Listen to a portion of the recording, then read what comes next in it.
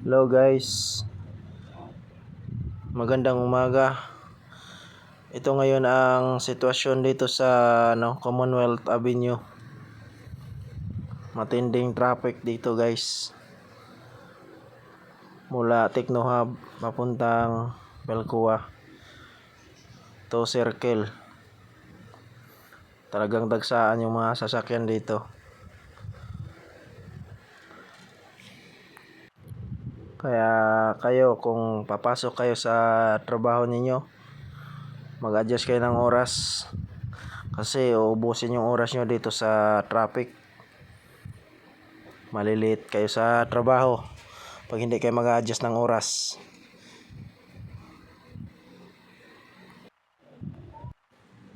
Tuwing umaga talaga guys, ganito yung sitwasyon dito kasi araw-araw ako dumadaan dito. Kailangan mahaba yung pasensya mo sa ganitong sitwasyon. Huwag mainit ang ulo. Kailangan maingat ka sa pagmamaneho dahil dikit-dikit yung mga sasakyan dito. Kaliwa kanan. Andyan, sasakyan, motor, bus, jeep, halo-halo na. Pag lampas mo naman ng circle guys, halimbawa sa pupunta ka ng SM North, medyo maluwag na doon. Tapos Quezon Ave, East Ave, medyo hindi na masyado traffic doon kasi dito kasi sa circle, lahat talaga ng sasakyan diyan talaga dadaan. Kaya yung traffic humahaba hanggang dito sa Techno Hub. Pag ganitong oras talaga sobrang traffic talaga dito, pero bandang alas 10, alas 9 wala na to ditong traffic din na gaano. Kaya ingat-ingat lang tayo sa pagmamaneho, lalo na sa ganitong sitwasyon, ma-traffic.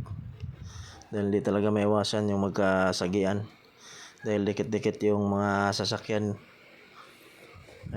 Kailangan mahabang pasensya, hindi mainit ang ulo. Kaya kailangan mag-adjust ka ng oras para hindi malilate sa trabaho. Dahil pag saktuhan lang yung oras mo, mauubos talaga, lalo na pag traffic. Malilate ka talaga sa trabaho. Yung iba dyan nagmamadali. Pag traffic, di pa rin makalusot. Talagang sasabit ka sa traffic. Kaya kailangan talaga magdagdag ka ng oras para may allowance pa. Kung nakikita nyo sa video guys, parang hindi siya masyadong ma-traffic, pero sobrang traffic yan. Pag nasa taas yung camera niyan, makikita mo talaga grabing sasakyan dyan. Yung mga nakamotor dyan, ang dami. Talagang dikit-dikit talaga yung sasakyan dyan. Hindi lang siya masyado halata kasi yung camera niya naka sa tao, nakatutok. Pero pag yung camera na sa taas, talagang makikita mo halos puro sasakyan yan sa kalsada, puno.